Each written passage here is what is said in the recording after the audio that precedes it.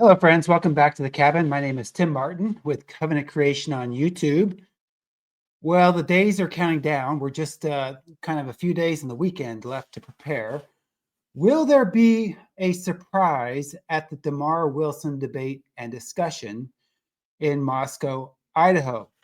Now, I've been thinking about some issues and watching some of the run-up to this event, and I think I wanted to make this video to sort of like talk about something I have talked about on this channel, but with these issues coming to the forefront, it's nice to make a dedicated video about it. But in the last few days, there have been more flyers released about the event to come. Okay, so here's the advertising for the DeMar-Wilson for November 3rd. It's a set list. Doors open 5:30. Show starts at 6. Goes to 9, 3 hours. And they have a set list. So this is being presented as sort of a concert type thing. And, Daniel 12, End of the Age. WCF stands for the Westminster Confession of Faith. Already not yet. Romans 8, 1 Corinthians 15, New Heavens, New Earth. And I saw just one on the details recently. November 3rd at Christ Church, the church hall in Moscow, Idaho. No charge to enter. And I was going to say, we're still putting together the group that's going to be kind of meeting up there. So if you want to join us, it's not too late. You can email me in my email in the show notes. But I've been kind of watching the lead up and the discussion, the banter online about this, and I wanted to go into a specific issue that may be very key to this debate. And I don't think people really understand why that's the case and kind of like some backstory. But this video is designed to sort of illuminate what I think will become a major issue, particularly on the Westminster Confession of Faith discussion at this debate. So let's start with this. Matthew 16, 27 through 28, because I think this is really key to understand what's going to be a really big issue. But for the Son of Man will come in the glory of his Father with his angels, and then he will reward each according to his works. Assuredly, I say to you, there are some standing here who shall not taste death till they see the Son of Man coming in his kingdom. And this is, of course, this leaves out a time statement, because actually in Greek this says, for the Son of Man is about to, mello is in that text. Doesn't get rendered in the New King James, just sort of drops off into Neverland. But this is the text that I think is key to start with here to understand what the issues will be. And if you look at this, just recently, Gary DeMar had a Facebook post where he brings up Charles Spurgeon's view of Matthew 16. He says, consider Charles H. Spurgeon's comments on Matthew 16, 28. If a child were to read this passage, I know what he would think it meant. He would suppose Jesus Christ was to come, and there were some standing there who would not taste death until really and literally he did come. This, I believe, is the plain meaning. I believe the coming here spoken of is the coming of the Son of God to judgment at the last great and terrible assize, and that's courtroom, essentially, courtroom language. When he shall judge the righteous and separate the wicked from among them. And this is from Spurgeon's An Awful Premonition in his 12 sermons on the second coming of Christ. So what Spurgeon is saying is that this is the second coming of Christ. So it is referring to a future end of the world judgment. And Gary DeMar has this to say about it. It says, Spurgeon believed it was the plain meaning, but didn't accept it. He uses several paragraphs to dissuade his audience from the plain meaning. Now, I think I can explain why that's the case, but we should stop here to think that, what Gary DeMar has written in Prophecy Wars in his recent book, updated 2024 book. He says in Matthew, we read, for the Son of Man is going to, literally about to, come in the glory of his Father with his angels, and will then recompense every man according to his deeds. Truly, I say to you, there are some standing here who shall not taste death until they see the Son of Man coming in his kingdom. Matthew 16, 27-28. This coming of the Son of Man had to be far enough in the future where nearly all Jesus' disciples were dead, but not so far in the future that every disciple was dead.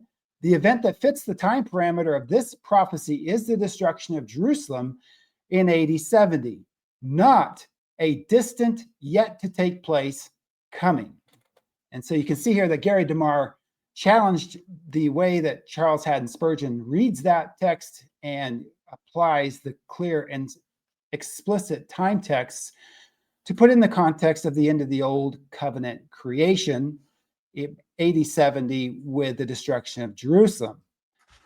Now, what I find absolutely fascinating about this is there was a video in 2023, the very same year that the Three Questions letter broke and ignited the Gary DeMar controversy, where Doug Wilson mentioned this passage. Watch how Doug Wilson handles it. So, according to the Christian faith, a member of Hamas who gives way to his hatred and who commits atrocities against Jews simply because they are Jews is going to be condemned for his atrocities at the last day by Almighty God. Quote, "For the Son of Man shall come in the glory of his Father with his angels, and then he shall reward every man according to his works." Matthew 16:27. Christ will judge every man, and not just the Christians. Christ will occupy the judgment seat, and all the nations of men will assemble before him. Now, do you notice what Doug Wilson did with Matthew 16 in that text? He put it entirely in the future. And so we see a very clear split here that is set up for the debate and discussion. The last day for Gary DeMar is the last day of the Old Covenant creation. But the last day for Douglas Wilson is the last day of all human history. And this is kind of a last days question. And if you think about this, very interesting. It's interesting that Doug Wilson believes that the last days, plural, were the end of the Old Covenant order leading up to AD 70, the destruction of Jerusalem. But he has a different last day that remains in our future based on Matthew chapter 16. And this is very clear in two of his articles back in 2023, Theological, Jenga, and Full Preterism, and Like a Pair of Old Jeans. So understand the divide here as we go into this debate and discussion. DeMar associates the coming of the Son of Man in glory of the Father with the fulfillment by AD 70 at the end of the age, which also fulfills 1 Corinthians 15. And Wilson associates the coming of the Son of Man in the glory of the Father with the fulfillment in the future, when 1 Corinthians 15 will also be fulfilled at the end of the world. So I want to say here that they both agree that Matthew 16 and 1 Corinthians 15 are connected in the very same time frame. They just differ about the covenant context or world history context of that time frame. And Gary DeMar says at the end of the Old Covenant age, Wilson says it's the end of the physical world. So what's the real dilemma here? Well, let's read the text again and I'll show you. "For the Son of Man will come in the glory of his Father with his angels, and then he will reward each according to his works. Assuredly, I say to you, there are some standing here who shall not taste death till they see the Son of Man coming in his kingdom." Now, the sticking point here is that traditional Reformed Westminster Confession of Faith doctrine requires a judgment according to works to be the final judgment of all mankind at the end of the world, just as Wilson presented in his clip. That's his standard to interpret Matthew 16, just as Charles Spurgeon did way back in the 1800s. Remember, Spurgeon is a Reformed in his soteriology. So Spurgeon couldn't allow Matthew 16 to be fulfilled, as it plainly stated, because of his Reformed views of soteriology. Wilson is playing the very same game as Spurgeon, and this becomes very obvious in the ongoing discussion about federal vision in this video interview between Doug Wilson and Rich Lusk just last year. I think it was June of 2024. Watch this clip. I did mine on basically the Reformed doctrine of future or final justification and the role that works play. And the whole essay, it's like 60 pages. It's all just quotations, basically. It's all just quotations. There's an abundance of evidence here. In fact, this used to be a reformational commonplace. It was not some esoteric doctrine. And this is not like Musculus holding to Paedo communion, kind of on the fringes of the Reformation. These are mainstream reformers, that everybody know. They're the household names, and they all teach a doctrine of final justification, and they include works as the criterion of judgment. There's just no getting around that. And obviously that's so plain in the Bible. You'd have to really do some real exegetical gymnastics to get away from it. Do you see it? If Gary DeMar and the Preterist are right about Matthew chapter 16, then what happens to the Westminster Confession of Faith and Reformed doctrine of future final justification? It gets moved to the past rather than the future.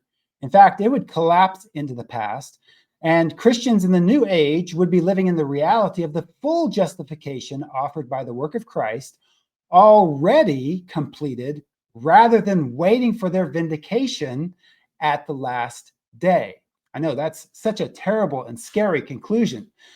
Believers have been reconciled to God, and the work of the salvation was fully complete by AD 70, just as Hebrews 11:39 through 40 says.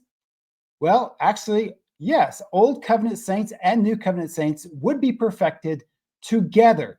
And what's the context of Hebrews chapter 11? Well, it's Hebrews chapter 10. He who is coming will come and will not delay or tarry, depending on your translation, Hebrews 10:37. Now, wouldn't this coming of Hebrews 10:37 be parallel to the Matthew 16 coming in the glory of the Father with his angels? Well, if Hebrews 10:37 is parallel to Matthew 16, then the entire federal vision model collapses as well. Federal vision theology, which is the basis of that interview between Rich Lusk and Douglas Wilson, requires justification to be complete in our future, not our past. If justification of God's people has already been accomplished at the telos, or end, of the Old Covenant creation, then Christ's work of redemption is not waiting to be completed at the end of the world. And hint, hint, neither would 1 Corinthians 15. So believers would be now living in the holy city of Revelation 21 and 22, redeemed back to the garden of God through Jesus Christ. So you see here, the issue is that the Reformed view of justification, according to Reformed theology and the Westminster Confession of Faith, cannot be completed until the future second coming and resurrection at the end of history. The end of the age in confessional theology has always been attributed to the end of world judgment. For example, the harvest of the wheat and the tares is the final consummation of world history, where believers and unbelievers are separated to their eternal destiny. Now, there's a really big problem here, no doubt, because the parable of the wheat and the tares talks about the harvest at the end of the age, and Wilson has indeed taught that the end of the age was AD 70. Which means Matthew 13, the harvest at the end of the age, is fulfilled, logically speaking, but that can't be the case for Matthew 16, according to Douglas Wilson. Spurgeon was reformed in his doctrine on justification and sanctification, and Wilson follows in the exact same path because his confessional priority and federal vision framework overrules taking Matthew 16:27 in its plain meaning. Now, here's another clip from the same video. Here's where I want to claim the Westminsterian high ground away from Calvin. This is Westminster Shorter Catechism 38. What benefits do believers receive from Christ at the resurrection? So, of course, we believe the resurrection and judgment day, all these things happen together. At the resurrection, believers being raised up in glory shall be openly acknowledged and acquitted in the day of judgment, and made perfectly blessed in the full enjoying of God to all eternity. Believers will be openly acknowledged and acquitted. Okay, now I don't want to be too fastidious here, but I think acquittal is a pretty good synonym for justification, right? I mean, I think most people would have to agree with that when we talk about justification, we're talking about being acquitted, being declared right or righteous in a court of law. That's how the Westminster Shorter Catechism describes the final judgment. There is a final phase of our justification still to come at the last day, when our works are brought forward not as meritorious in any kind of way, but as a condition or corruption. To boil it all down, we have a collision between preterism and Reformed systematic theology related to justification. Preterism, if true, shows that the Westminster Confession of Faith is mistaken. Gary DeMar's view of Matthew 16:27-28 fulfilled would torpedo Reformed theology at this significant point. Now, I got the book that was mentioned in this interview between Rich Lusk and Douglas Wilson. It's from 2012 and includes selections from Andrew Sandlin, Rich Lusk, Peter Leithart, James B. Jordan, and a few others. And earlier this year, I pointed out how the end of the age, fulfilled in AD 70, has these massive implications for historic, confessional, Reformed systematic theology. And here's how I explain the fundamental problem in the video on this channel called The End of the Adamic Age. This is toward the very end, about an hour in. Take a look at this. Traditional federal theology is inescapably futurist salvation theology, or you could think of it as the ongoing Exodus generation that goes for thousands and thousands of years. So if you don't see the problem yet, just start reading soteriology doctrine for yourself. At the end of this paper, I hope to demonstrate that this double justification doctrine, initial justification by faith alone, followed by a second justification according to works in the eschatological judgment, is reemerging as a consensus position among today's leading evangelical and Reformed theologians. That's from Rich Lusk. And I'll point out that the judgment according to works is an old covenant judgment at the end of the millennium. That's the sticking point here in the debates over the doctrine of justification. Here's another example. There is a very broad consensus among many New Testament scholars on the conclusion that Christians are justified in one sense, but still need to be delivered from the judicial wrath of God to come. Romans 5:1-11. It seems natural to apply to the two phases of justification the same terminology that scholars have adopted for New Testament eschatology in general. We are already justified, but we are not yet justified. Now in the present, we have tasted of our future justification. The justification of God's people has been inaugurated. It has yet to be consummated. Translation: soteriology cannot be divorced from eschatology. Soteriology cannot be divorced from eschatology. What happens if that consummation is in our past? You see, the judgment according to works in Matthew 16:28 is the same judgment according to works at the end of the millennium in Revelation 20. By accepting Matthew 16:28 as fulfilled, Gary DeMar has necessarily embraced the conclusion of the millennium as fulfilled, which postmillennialism has always claimed is the end of world history. And Gary DeMar now says that that is actually referring to the end of the Old Covenant age, which is in our past by AD 70. Here's a selection from Douglas Wilson's commentary on the book of Revelation, When the Man Comes Around. The Lord is coming quickly, and he has every man's paycheck in hand. Every man will have the response of God apportioned in accordance with his work. This theme comes up in the scripture again and again. Now look at the text that Douglas Wilson lists. Matthew 16:27, and then also at the very end of that line, Revelation 20:13. For Douglas Wilson, Matthew 16 is a parallel text to the end of the millennium judgment.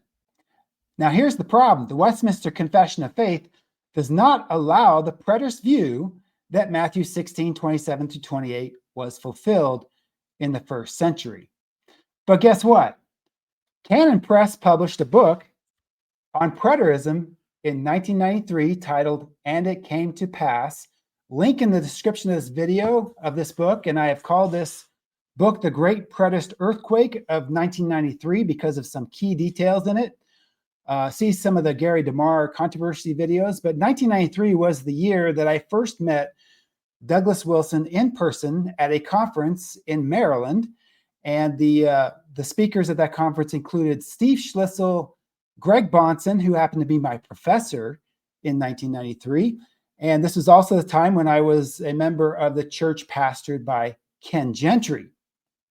But note what we find at the very end of chapter 1 of And It Came to Pass.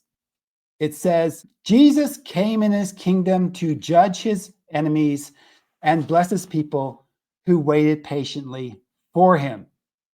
And then he gives a footnote. Notice this is in the past. Jesus came in his kingdom to judge his enemies and bless his people who waited patiently for him. Footnote 4, see also Matthew 16, 27 to 28, Luke 17, 24 through 30, and James 5, 7 through 9. Of course, if you understand that argument, that takes us right to the end of the millennium judgment on creation, heaven, earth, and sea, according to Doug Wilson. But fast forward now a few decades, and we see the bigger picture that Wilson came to understand very clearly at least since 1993. According to Doug Wilson, Matthew 16 must be fulfilled at the end of the millennium. Read that clip again. The Lord is coming quickly, and he has every man's paycheck in hand.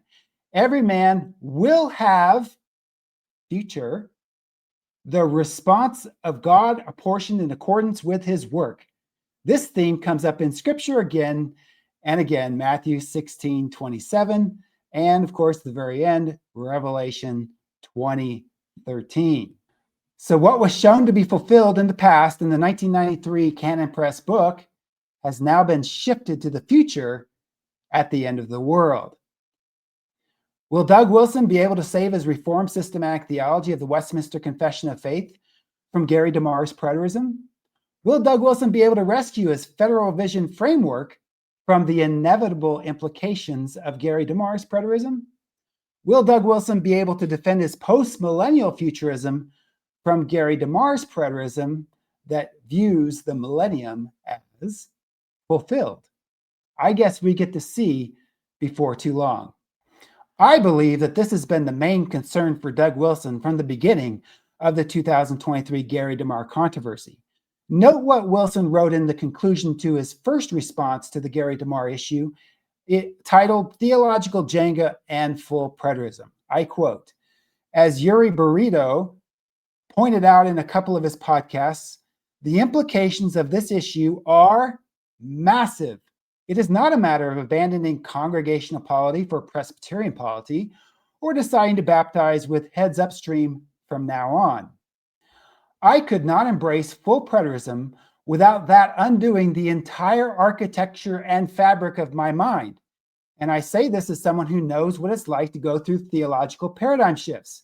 I've been to the fair and ridden all the rides, got sick on some of them. I have transitioned from Arminianism to Calvinism, from credo to pedo, from premillennial to postmillennial, and one of those guys. If any of those transitions was like bumping into the table and spilling a glass of water, full preterism would be like the great 1906 San Francisco earthquake. I am telling you all that all Reformed theology hangs together, and this is a theological Jenga game. And full preterism is like trying to pull out a long block second from the bottom. It is not possible to talk about this issue all by itself. Placing the judgment and the resurrection of 1 Corinthians 15 and the fulfillment of the millennium in our past undoes the entire theology of salvation in the Westminster Confession of Faith, which is based on futurism. So when Gary DeMar teaches that Matthew 16 was fulfilled, Wilson knows what that means. It means it all hangs together and it's all going to come crashing down. And you know what? Doug Wilson is exactly right about that. And I think this is going to be a vulnerability for Gary DeMar at the upcoming event.